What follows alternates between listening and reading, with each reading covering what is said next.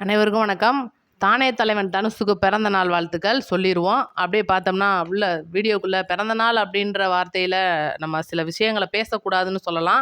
ஆனா, இவருக்கு எல்லாமே பேசலாம். அதனால வீடியோக்குள்ள வந்து பாருங்க.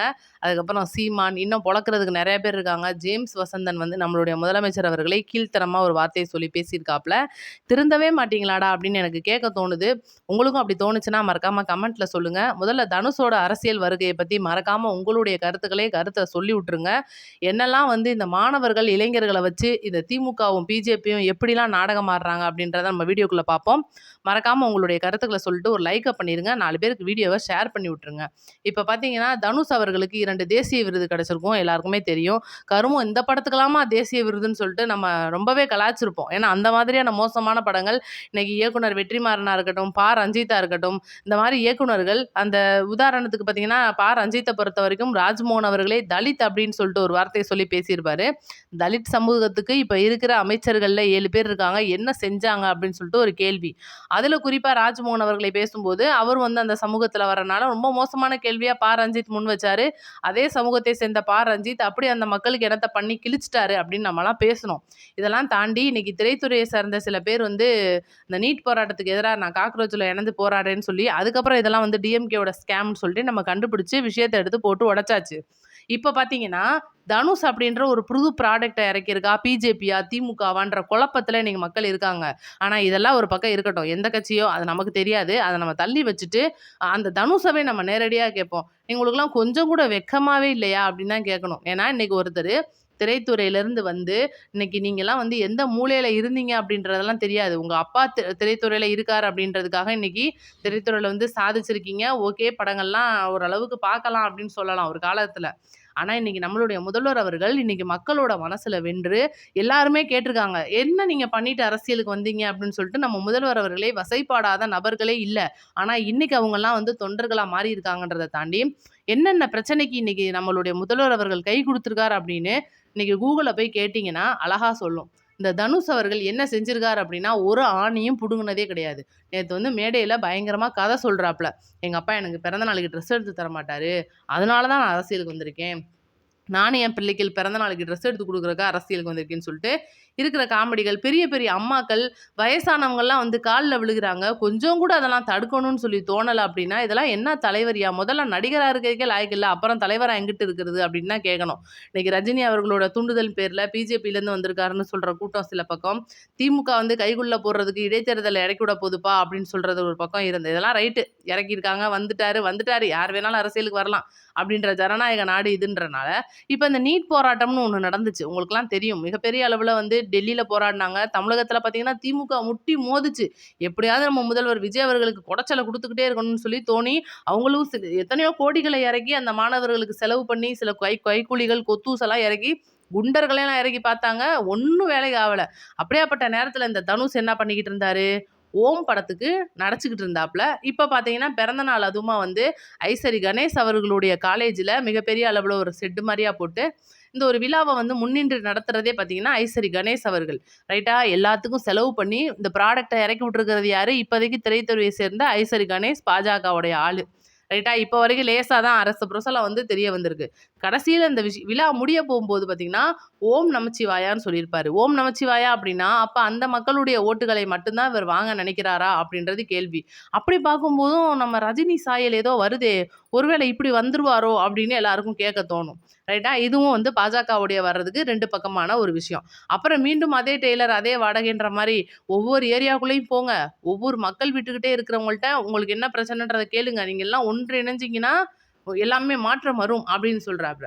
அப்ப நம்ம முதல்வர் விஜய் மாரியே இருக்கே! காப்பி அடிச்சுட்டாரோ! அப்படின்னு கேட்கும்போது பார்த்தீங்கன்னா, ஒருவேளை இது திமுகவுடைய வேலையா இருக்குமோ? ஏன்னா இன்னைக்கு காப்பி அடிக்கிறதுல ஸ்டாலின் அடிச்சுக்க ஆள் கிடையாது. நம்ம முதல்வர் அவர்கள் மாரியே ட்ரெஸ்ஸு, நம்ம முதல்வர் அவர்கள் மாரியே மேடை, அதுக்கப்புறம் ரேம்ப் வாக்கு, மக்கள சந்திக்கிறது, அங்க கொண்டுட்டு போய் 2 ஃபோட்டோ எடுத்துக்கிறது, இங்கிட்டு 2 போய் கொண்டு போய் நின்று ஃபோட்டோ எடுத்துக்கிறது. இது எல்லாமே நம்ம முதல்வர்களை பார்த்து தான் இன்னைக்கு ஸ்டாலினும், உதயநிதி ஸ்டாலினும் காப்பி கேட் ஆயிட்டாங்க. அப்ப இதே மாரி தனுஷ் இறங்கும்போது பார்க்கும்போது எப்படி தெரியுதுன்னா, ஒருவேளை இளைஞர் பட்டாளம் நம்ம பின்னாடி இருக்காங்கன்னு நெனச்சுக்கிட்டு தனுஷ் இப்படி பண்றாரோ அப்படின்றது. அங்க உண்மையிலேயே முக்காவாசி பேரு அணில் குஞ்சுகள். நல்லா தெரியும். நம்மளுடைய டிவிகேக்காரங்க நமக்கு ஓட்டு போட்டவங்க பாதி பேருக்கு மீசையே முளைக்கல. அதெல்லாம் நீங்க பார்த்துருப்பீங்க.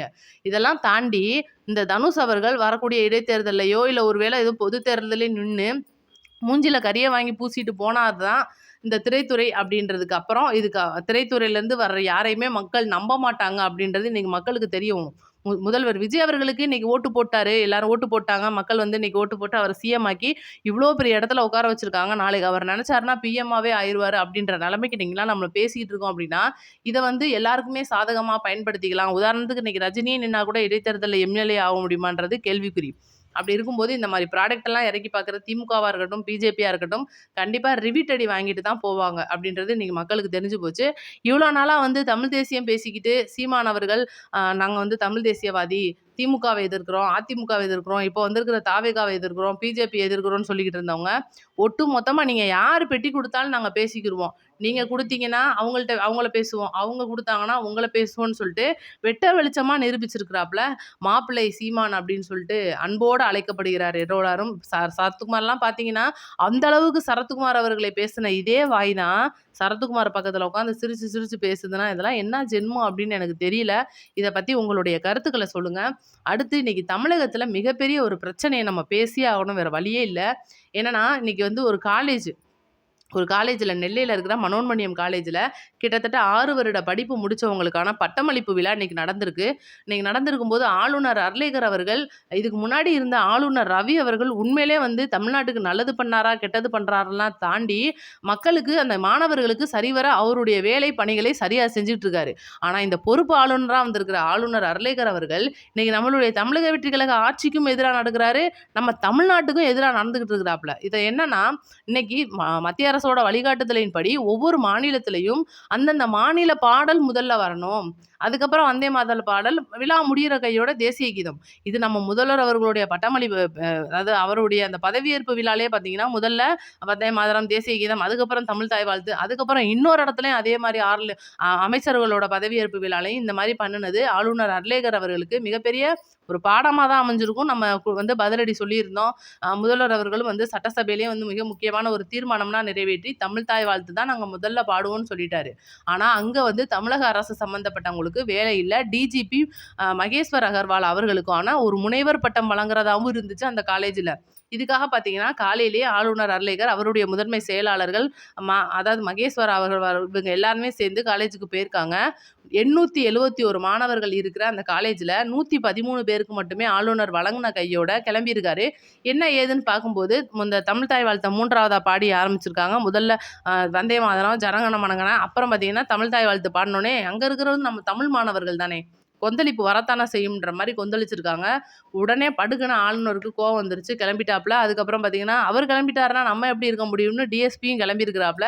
இதுக்காக காலேஜ் நிர்வாகம் என்ன பண்ணியிருக்காங்கன்னா, அங்க இருக்கிற மாணவர்கள்ட்ட 113 பேருக்கு வந்து ஆளுநர் குடுத்துட்டாரு. இனி நாங்க வந்து ஒவ்வொருத்தர் பேரா அழைக்கிறோம். நீங்க வந்து வாங்கிட்டு போங்கன்னு சொன்னோனே, அங்க இருக்கிற மாணவிகள்லாம் வந்து ரொம்பவே டென்ஷன் ஆயிட்டாங்க. என்னன்னா, இவ்ளோ வருஷமா நாங்க படிச்சிருக்கோம். கிட்டத்தட்ட 6 வருட படிப்பு. எங்களுடைய கனவு ஆளுநர், கவர்னர வந்து அந்த அந்த ஒரு பட்டமளிப்பு விழாவ குடுத்தா தான் எங்களுக்கும் பெருமை. நாங்க வாங்க போற அந்த பட்டத்துக்கும் பெருமைன்னு சொன்னோனே, மிகப்பெரிய சலசலப்பாயிருச்சு. ஒரு பொண்ணெல்லாம் பார்த்தீங்கன்னா, குமுறி குமுறி அழுதாங்க. பாவமா இருந்துச்சு. ஏன்னா, இன்னைக்கு குடும்பத்த விட்டுட்டு, அவங்களுடைய அந்த கனவுகளுக்காக இன்னைக்கு உட்காந்து படிச்சுட்டு இந்த நிலைமையில இருக்கும்போது, அந்த பட்டம் வாங்குற அன்னைக்கு இந்த ஆள் இப்படி பண்ணிட்டு போயிட்டாரே! அப்படின்ற ஒரு கோவம் தானே தவிர, என்னடா இது நம்ம தமிழக மாணவர்களுக்கு மட்டும் தான் இவர் அநீதிய இழைக்கிறாரா? அப்படின்றதெல்லாம் ஒரு பக்கம் இருந்தாலும், என்னதான் இருந்தாலும் இவர் தமிழகத்தோட ஆளுநர் இல்லைல. வேற ஒரு மாநிலத்தில இருக்கிற பொறுப்பு ஆளுநர் தானே. என்னைக்கு தான் தமிழகத்துக்கு ஆளுநர் போடுவாருன்னு நம்ம மத்திய அரசையும் கேட்க முடியாது. ஏன்னா, ஆல்ரெடி நம்ம தமிழக முதலமைச்சர் அவர்கள் இதுக்கு முன்னால இருந்த ஒரு கொள்கை, தமிழ்நாட்டுல ஒரு கொள்கையே இருக்கு. ஆளுநரே எங்களுக்கு தேவையில்ல அப்படின்ற கொள்கை. அந்த கொள்கையோட பயணிக்கிறவர் தான் நம்ம முதல்வரும். அப்படி இருக்கும்போது நம்ம ஆளுநர கேட்கவும் முடியாது. இது வந்து மத்திய அரசோட ஒரு நிலைப்பாடா இருக்கு. இதுக்கு சீக்கிரம் ஒரு தீர்மானத்த நிறைவேத்தி ஆளுநர எங்கிட்டாவது கடத்தி விட்டுறணும் அப்படின்றது தான் வந்து கொள்கையா இருக்கு.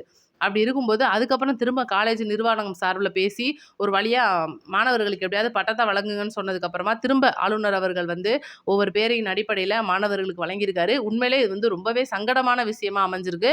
இத பத்தின உங்களுடைய கருத்துக்களை சொல்லுங்க மக்களே. நம்ம வீடியோவுக்கு அடுத்தடுத்த வீடியோவுக்கு நோட்டிஃபிகேஷன் ஆன் பண்ணி வைங்க. 4 பேருக்கு ஷேர் பண்ணி விடுங்க வீடியோவ. நன்றி, வணக்கம். அடுத்த வீடியோல சந்திப்போம்.